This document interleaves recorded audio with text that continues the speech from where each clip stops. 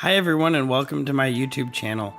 If you want to be notified when new content comes out, you can hit the little subscribe button and then hit the bell to be notified for the release of each video. So today is going to be our final video in this 10-part series on Buddhism. If you haven't listened to the other 9, it would definitely be helpful to go back through those because they sort of are comprehensive and build on each other.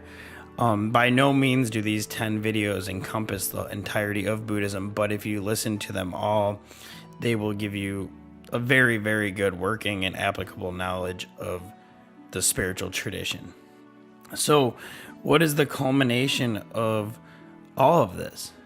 Well, at its base, the philosophical teachings and the practical teachings of the Buddha were exactly what he figured out. So the Buddha himself got enlightened. Whatever that means, he did it. He became unshakable in the knowledge that he had been freed from the endless round of suffering, of birth and death that beings are on from beginningless time, of being reborn in different forms and in different realms. And so the Buddha, the first thing he said after all this was that there's suffering. He realized that in every realm there's suffering. Therefore, as long as one is identified as a separate self, as a separate entity, one's going to suffer. So that the goal was to be free from this karmic cycle, this cycle that is pushed on by your karma, the results of your actions, good, bad, and indifferent. He also said Anatman, that there was no inherent self, that there's not really a separate you, is what it's saying. That the only truth that can really be said is that who you think you are right now, you're not. That's what he said. That's what it is. And that your real nature is boundlessness, is no different from what's called God, is no different from infinity. That you're the source and that that's your truest nature and that you can go back to that. So, not everybody Buddha taught, and most of us hearing these teachings still will not be liberated in this lifetime. However, if you're exposed to them, it means you're well along the path of awakening. And so the other aspect of Buddhism is while on this path, while finding your way, first of all, you would say, what do I do? How do I get to that Buddha state? Well, there's many different paths, and one that the Buddha described was the Noble Eightfold Path, which we talked about in one of the earlier videos. And that's a path of lifestyle living and practices that can slowly lead you to awakening, to liberation ultimately. So while we're on this path, we want to embody as much love and compassion as we can. So we help to free ourselves and we help to free others.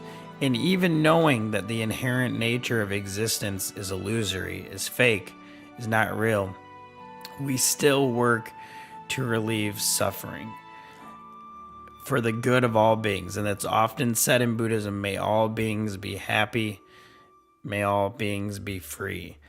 And so we work towards that, even though knowing that there's always going to be an endless amount of suffering in the universe.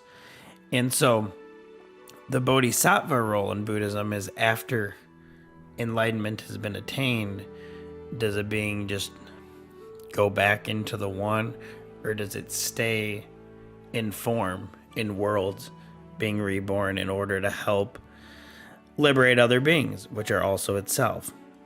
So this is the fundamental philosophy of Buddhism. It's the truth. So the most important two things to understand in it are karma, the actions, the intentions that carry on with you from life to life, and reincarnation. Because if that cycle is not understood, then the goal is lost. And then it could be used as a technique for mindfulness, a sort of therapeutic technique, a technique to feel better and reduce stress and anxiety, which are all great, and you can use it for that. But the essence is lost of what it's pointing to.